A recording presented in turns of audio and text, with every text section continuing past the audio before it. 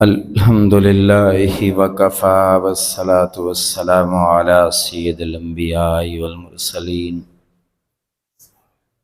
فقد قال الله تبارك وتعالى في كلام المجيد والفرقان الحكيم: أعوذ بالله من الشيطان الرجيم. بسم الله الرحمن الرحيم. وأذن في الناس بالحج يأتوك رجالا وعلى كل ضامن يأتينا. صدق الله مولانا العظيم وصدق رسوله النبي الكريم ونحن على ذلك لمن الشاهدين والشاكرين والحمد لله رب العالمين. رب اشرح لي صدري ويسر لي امري واحلل عقدة من لساني يفقهوا قولي. رب زدني علما رب زدني علما رب زدني علما. سبحانك لا علم لنا الا ما علمتنا انك انت العليم الحكيم. ان اللہ وملائکتہ یصلون علی النبی یا ایھا الذین آمنوا صلوا علیہ وسلموا تسلیما.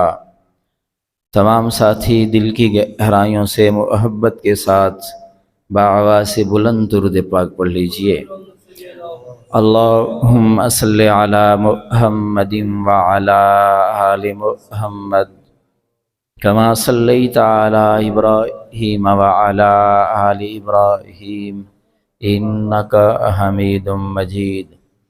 اللهم بارك على محمد وعلى آل محمد كما باركت على إبراهيم وعلى آل إبراهيم إنك حميد مجيد. میرے محترم بزرگوں، عزیز نوجوان بھائیوں، ساتھیوں، ہماری گفتگو جاری ہے کہ ان ایام میں حج کرنے والے حج کرنے کے لیے اللہ کے گھر کی طرف جاتے ہیں. دعا کیجئے کہ اللہ تعالیٰ اپنے گھر کی بار بار ہم سب کو زیارت نصیب فرمائے. بعض علماء نے لکھا ہے کہ حضرت آدم علیہ السلام کو جب اللہ تعالیٰ نے زمین پر اتارا تھا تو بیت اللہ تعمیر شدہ اللہ نے خود ہی آدم علیہ السلام کے ساتھ یہاں پر اتارا تھا.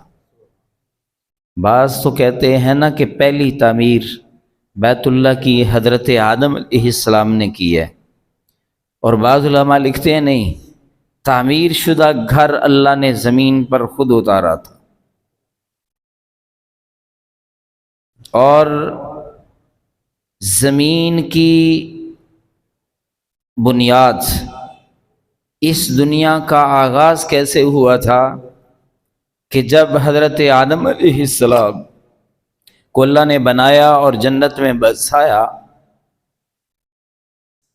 یہ دنیا جو یہاں ہم آباد ہیں، یہ یہاں صرف پانی تھا. ابھی بھی دنیا میں 70% سب سائنسدان، اب تو چونکہ دنیا ایسے ہی ہے جیسے سمٹ کے لوگوں کی نظروں کے سامنے آ گئی ہے، 70% دنیا میں اب بھی پانی ہے، 30% باقی چیزیں ہیں ٹھوس، جن میں پہاڑ بھی ہیں، جن میں مٹی بھی ہے، جن میں جنگل بھی ہیں، جن میں مختلف دنیا کی چیزیں ہیں. تو اس دنیا کے وجود سے پہلے سارا پانی ہی پانی تھا. تو جب اللہ تعالیٰ نے اس کائنات کو وجود بخشا اور اس زمین کو وجود بخشا تو محققین نے لکھا ہے کہ جہاں پر بیت اللہ ہے سارے پانی میں پانی ہی پانی. تو اس جگہ پر ایک بلبلہ بنا تھا. اس بلبلے کو اللہ نے پھر مٹی، ندی نالے، پہاڑ، جنگل، دریا، یہ ساری زمین پھر اس بلبلے کو پھیلا کر بنا دی تھی. یعنی اس زمین کا نقطہ آغاز اللہ کے گھر والی جگہ ہے، مکہ ہے، بیت اللہ ہے.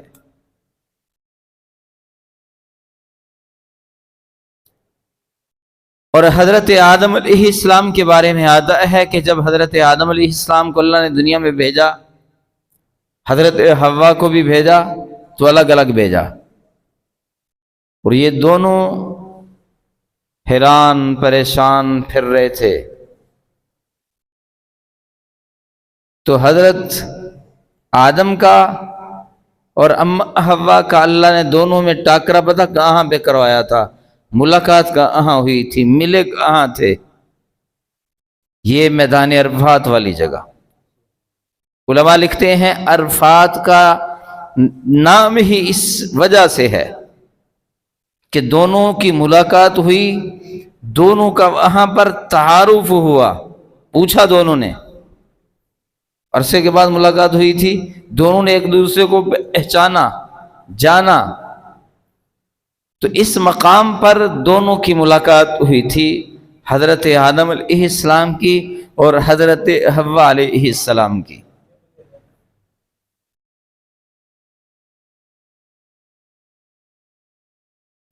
تو یہ والی جگہ جو بیت اللہ ہے یہ بڑی برکت والی جگہ ہے.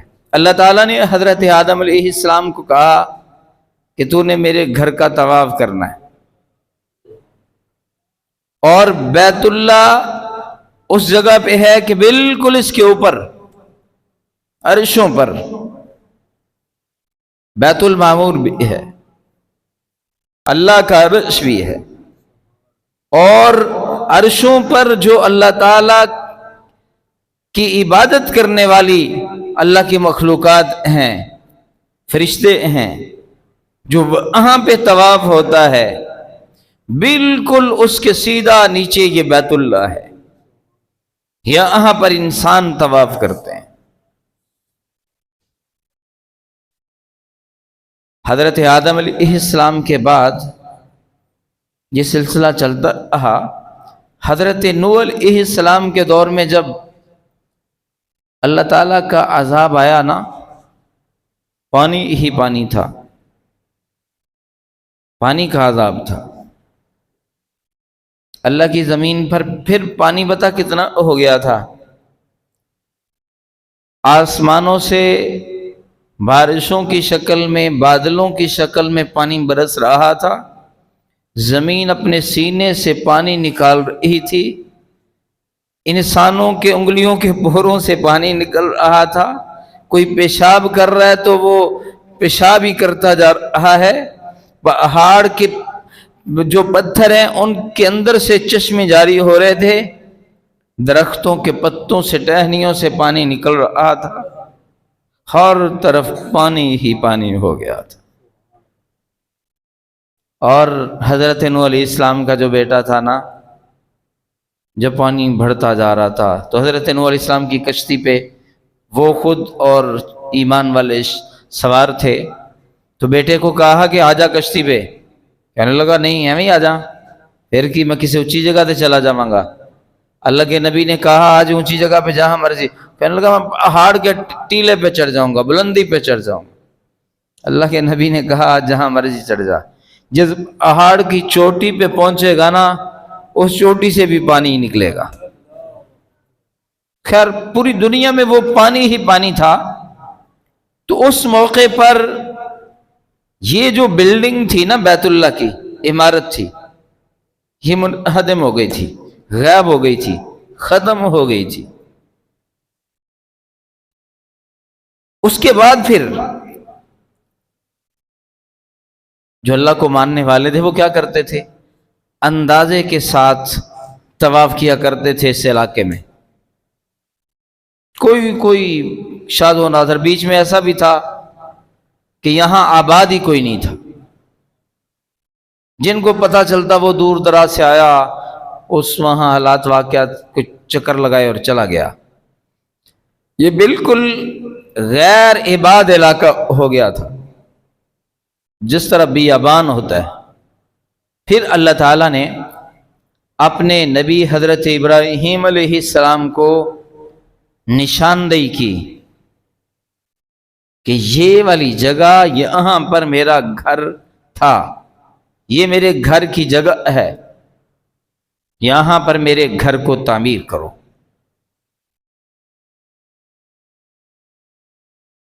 تو بیت اللہ وہ گھر ہے پھر جس کو اثر نو حضرت ابراہیم علیہ السلام نے اور حضرت اسماعیل علیہ السلام نے بڑی محبت کے ساتھ مستری مزدور بن کے بنایا تھا، تعمیر کیا تھا.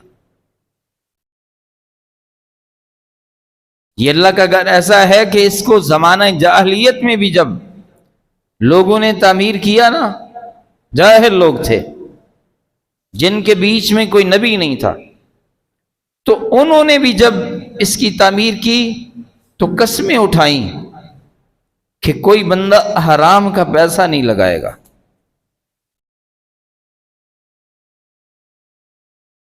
کن کی بات کر رہا ہوں؟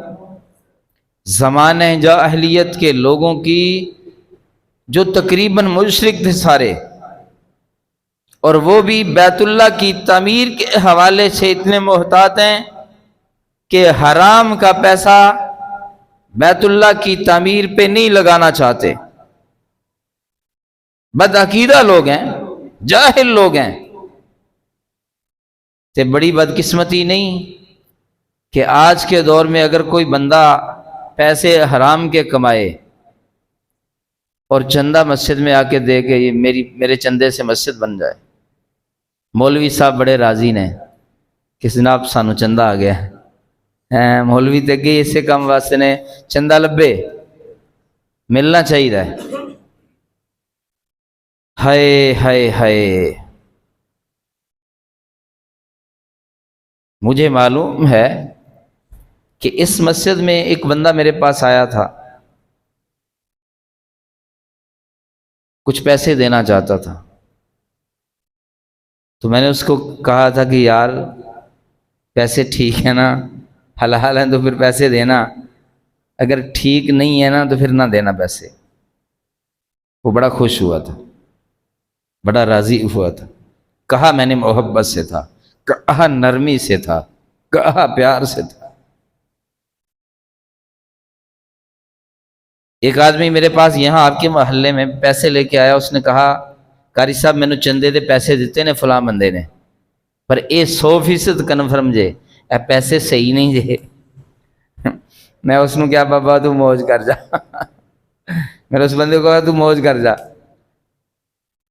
یہ ویسے مسجد میں نہیں لگاؤں گا.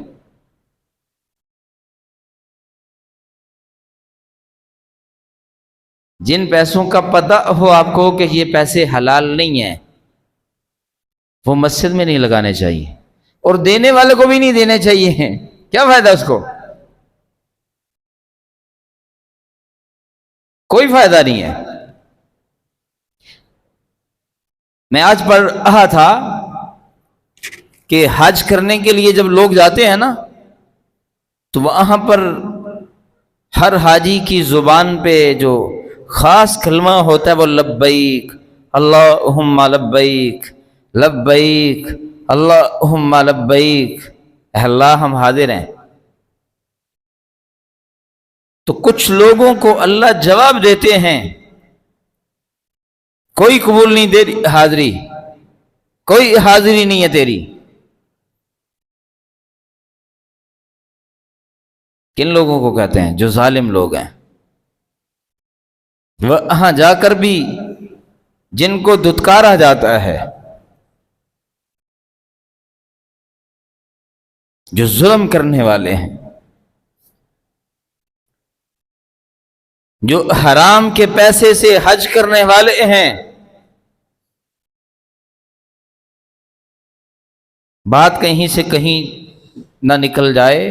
بات کر رہا تھا کہ اللہ کے گھر کو تعمیر کرنے کے لیے تو زمانہ جاہلیت کے لوگ بھی سمجھتے تھے کہ حرام کے پیسے نہیں لگانے، اور آج کے دور میں مولوی بھی خیال نہیں کرتا، عام لوگ بھی خیال نہیں کرتے کہ مسجد میں پیسے لگانے ہیں، طیب لگاؤ، حلال لگاؤ، پاکیزہ لگاؤ۔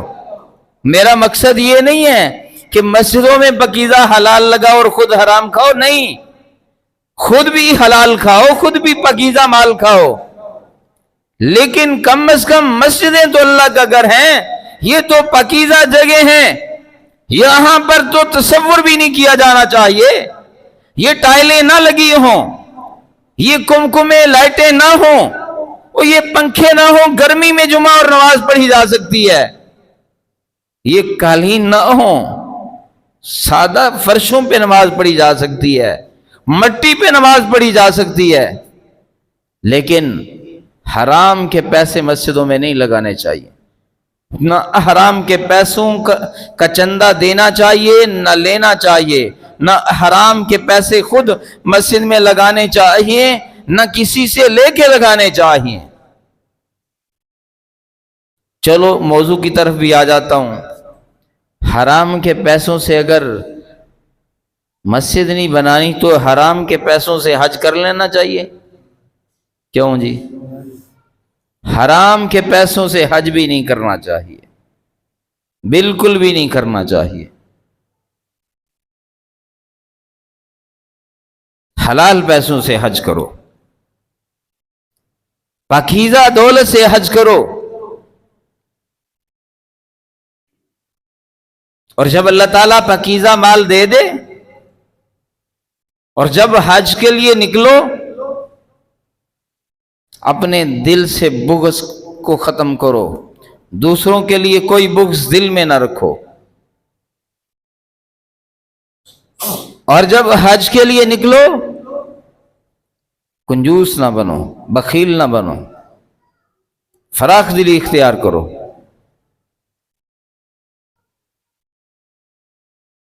تنگ دستی ہے، مجبوری ہے پھر، لیکن اگر اللہ نے فراخی عطا کی ہے تو پھر اللہ کے گھر میں جب سفر کے لیے نکلو تو پیسہ خرچ کرنے میں بخیلی نہ کرو،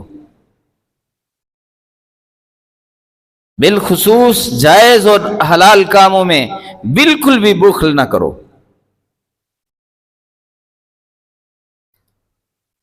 اور جو حج کرنے کے لیے جاتے ہیں، بڑی مزے کی بات آئی مجھے چند دن پہلے، ایک دوست نے بتایا کہ بندہ حرم میں بیٹھا ہے اور مجھے سے سوال کر رہا ہے کہ یار ایتھے فلاں بندے نو نہ تو کیا میری سفارش کر، کوئی کام تھا، کوئی اس کا مسئلہ تھا، یا کوئی اس سے کوئی چاہتا تھا کہ کچھ مجھے مل جائے، کوئی اس طرح کا معاملہ ہوگا۔ تو وہ میرا دوست بتا رہا تھا جو مجھے فون کرنے والا تھا نا، کہتا پہلے تو دل میں مجھے بڑا افسوس ہوا کہ یار تو بیٹھا کہاں ہے، سوچ کیا رہا ہے، کس گھر میں بیٹھا ہے، کس کی چوکھٹ پہ آیا ہوا ہے۔ وہ بے یقینے آ، تینوں اللہ تے نہیں یقین، تو پھر بھی دوسروں کے مال پہ نظر رکھتا ہے، تو اللہ کے علاوہ اوروں سے توقعات باندھے ہوئے ہے۔ وہ دوست پھر کہتا ہے، میں نے اس کو کہا کہ یار جہاں تو بیٹھا ہے تو مجھے فون کر رہا ہے، تو کسی اور کے لیے کہہ رہا ہے کہ اس کو میں کہوں؟ وہ یار بیت اللہ آنکھوں کے سامنے ہو اور بندہ اللہ سے مانگے، پھر صرف ایک کی وجہ کہ بندے دا یقین نہیں، بندہ روایتی منگ رہا ہے، ایویں لب ہلا رہا ہے، ایویں زبان تو کی میں کہاں بس لفظ کردہ جا رہا ہے۔ آنکھوں کے سامنے اللہ کا گھر ہو، یقین ہو کہ میں اللہ کے گھر پہ آیا ہوں، اس کی چوکھٹ پہ آیا ہوں، بندہ اس کے سامنے سر جھکا لے، دامن پھیلا لے، ہاتھ اٹھا لے، تڑپے بل کے روئے کہ اللہ میری یہ حاجت پوری کر دے. ممکن ہے کہ یہ حاجت پوری نہ ہو، ممکن ہی نہیں ہے کہ وہاں پہ تمہارا سوال پورا نہ ہو. اور اس گھر میں پہنچ کر دعاؤں کا قبول ہونا آسان ہو جاتا ہے، عبادتیں مقبول ہونا بڑا آسان ہو جاتی ہیں. کیوں؟ اس کا گھر ہے نا. تو کسی کے گھر میں تو کوئی بندہ اکیلا چلا جائے، جا کے کوئی واسطہ دے، جا کے کوئی بندہ ترلا کرے، منت کرے، معافی مانگے، تو لوگ مان جاتے ہیں. کچھ ہوتے ہیں جو نہیں مانتے، تو پھر بندہ کیا کرتا ہے، 2 3 4 لوگوں کو لے کے چلا جاتا ہے، 5 7 لوگوں کو لے کے چلا جاتا ہے. وہ یہ تو اچھے لوگوں کی بات ہے. یہ جو انتظامیہ ہے نا ہماری، یہ پولیس والے جو پیسوں کے بغیر نہیں چلتے، ان کو بھی پتا ہو نا کہ یہ مولوی صاحب، یہ فلاں آدمی 500 بندہ لے کے میرے دفتر کے باہر دھرنا دیں گے، گالی کوئی نعرے لگائیں گے، اور یہ بھی ڈرتے ہیں، یہ پھر بھی مان جاتے ہیں. یہ غلط بندوں کی بات کروں گی، یہ بھی کہتے یار ایویں اپنے دفتر کے باہر 100 بندہ اکٹھا کروانا ہے خوف سے. اور جو حیا کرنے والے ہوتے ہیں، اچھے لوگ ہوتے ہیں، ان کے دروازے پہ کوئی 10 20 بندے چلے جائیں اور جا کے منت کریں، ترلا ڈالیں، تو لوگ مان جاتے ہیں. اور جب انسانیت اکٹھی ہو کے نا اللہ کے گھر پہنچتی ہے نا، ہزاروں لاکھوں کا مجمع جب اللہ کے گھر پہنچا ہوتا ہے، تو پھر اللہ بڑی حیا والے ہیں، بڑی رحمت والے ہیں، پھر اللہ معاف کر دیتے ہیں. میں نے ایک واقعہ پڑھا کہ حج کے موقع پہ نا ایک بندہ کہتا ہے اللہم لبیک، غیب سے کوئی آواز آ رہی ہے، کوئی حاضری قبول نہیں تیری. وہ پھر کہتا ہے، اس کی پھر آواز غیب سے آ رہی ہے. تو ایک نوجوان لڑکا نا اس کے قریب کہتا، بابا جی تسی لبیک کہندے پے ہو، جواب آندا کوئی حاضری قبول نہیں. وہ بابا کہنے لگا تینوں بھی آئی آواز؟ وہ نوجوان کہنے لگا ہاں مجھے بھی آئی آواز. وہ بابا کہنے لگا اچھا، میں تو سمجھتا صرف میرا معاملہ ہے، اس کا معاملہ ہے، صرف مجھے ہی آ رہی ہے. لیکن یار یہ اج دی گل نہیں، اس کئی سال ہو گئے نے میں آنا وا تو میں کہنا لبیک اللہم لبیک، جواب ملتا تیری کوئی حاضری قبول نہیں. اللہ اکبر. تے نوجوان آندا پھر کیوں ہونا ہے، ہر سال بھی آنا ہے، جو حاضری بھی قبول نہیں ہوندی. بابے نے کیا، تو دس جے میں نہ آواں تے کتھے جاواں؟ غلط آنا میں آنا وا، مینوں پتہ ہے، میں پھر آنا وا، میں پھر آنا وا، مینوں پتہ ہے ایتھے آندا رواں گا، وہ قبول نہیں کرے گا، اج نہیں کل نہیں، تے جے میں آنا چھڑ دواں گا پھر تے میں گیا. تو دس جے میں ایتھے نہ آواں تے پھر کتھے جاواں؟ کون سی جگہ ہے جہاں پر مجھے معافی ملے گی؟ کون سی جگہ ہے جہاں پر میرا دامن رحمت سے بھرا جائے گا؟ بچے میں نے نہیں آنا چھوڑنا جب تک وہاں سے آواز نہیں آ جائے گی کہ میرے بندے قبول کر لی حاضری میں نے. یہ باتیں ختم کر کے نا بابا پھر کہتا ہے لبیک اللہم لبیک، غیب سے آواز آتی ہے کہ میں نے تیری حاضری قبول کر لی ہے. یہی دیکھنا چاہتا ہے اللہ. جب اس کو پتا چل جاتا ہے کہ اس میرے گناہ گار بندے کا یقین پکا ہے، یہ مجھے چھوڑ کے کہیں نہیں جائے گا، تو پھر وہ کہتا ہے کر دو اس سے معاف. ایک حاجی حج کرنے گیا ہوا تھا، تو اسے رات کو خواب آیا. خواب میں کیا دیکھتا ہے کہ خواب میں حاجی لبیک لبیک کہہ رہے ہیں، جواب میں اللہ تعالیٰ فرشتوں سے کہتا ہے کہ میں نے دیکھو کتنے لوگ ہیں حج پہ آئے ہوئے. فرشتے اللہ کو کہتے ہیں یہ 6 لاکھ لوگ ہیں. تو اللہ تعالیٰ کہتے ہیں میرے فرشتوں ان 6 لاکھ میں سے نا 6 آدمیوں کا میں نے حج قبول کیا ہے. اس کی آنکھ کھلی نا، اس کی بے چینی ہے، بے قراری ہے کہ 6 لاکھ میں سے میں کیسے ہو سکتا ہوں ان 6 بندوں میں سے کہ میرا بھی حج قبول ہو. بڑا ہی پریشان ہے، بڑا ہی مشکل وقت گزر رہا ہے، دل بے چین ہے، دل بے قرار ہے. اسی پریشانی میں دن گزرتا ہے.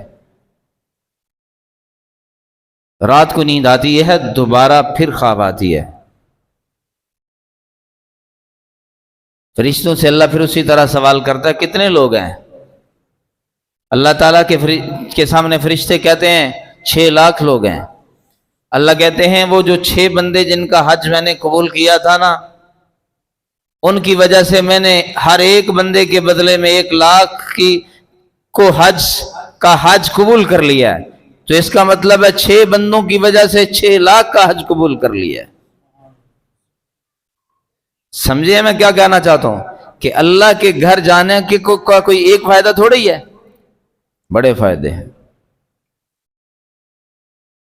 وہاں پر جب خلق خدا اکٹھی ہوتی ہے، جہاں پر ایک حشر کا میدان کا سما نظر آ رہا ہوتا ہے، وہاں پر جب پوری دنیا سے مختلف رنگوں والے، مختلف زبانیں اور بولیاں بولنے والے، مختلف قد و کاٹ کے، مختلف جسامت کے لوگ، مختلف علاقوں کے لوگ، مرد 2 کپڑوں میں، کوئی امیر غریب کی تمیز نہیں ہے، دیوانہ وار وہاں پر جب حج کے دنوں میں عمل کرتے ہیں تو میرا اللہ کہتا ہے فرشتوں دیکھو یہ لوگ اپنے نبوت چھوڑ کے، نام چھوڑ کے، علاقے چھوڑ کے، بزنس چھوڑ کے، فیملیاں چھوڑ کے، گھر چھوڑ کے، بنگلے چھوڑ کے، گاڑیاں چھوڑ کے، اپنی جائیدادیں اور اپنے باغات چھوڑ کے، اپنا سب کچھ چھوڑ کے دیکھو کیسے محبت کے ساتھ دیوانے بن کے،